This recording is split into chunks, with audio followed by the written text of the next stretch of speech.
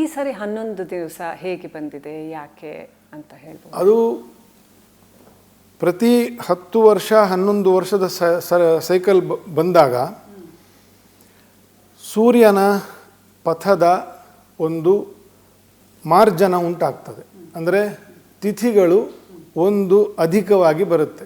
ಈಗ ಮೊನ್ನೆ ಕನ್ಯಾ ಮಾಸದಲ್ಲಿ ಸೂರ್ಯನು ಪ್ರವೇಶವಾಗುವ ಅಷ್ಟಮಿ ದಿನ ಕೃಷ್ಣ ಜನ್ಮಾಷ್ಟಮಿ ಬಂತು. ಅಪರೂಪಕ್ಕೆ ಪಿತೃಪಕ್ಷದಲ್ಲಿ ಜನ್ಮಾಷ್ಟಮಿ ಬರ್ತದೆ.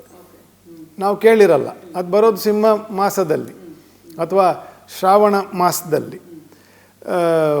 ಹಾಗೆ ಪ್ರತಿ 10ರಿಂದ 11 ವರ್ಷದ ಸೂರ್ಯನ ಸೈಕಲ್ನಲ್ಲಿ ತಿಥಿಗಳು ಒಂದು ಚೂರು ಹೆಚ್ಚು ಬರ್ತದೆ. ಆ 29 ದಿನ ಇದೆ ಒಂದು ತಿಂಗಳಿಗೆ.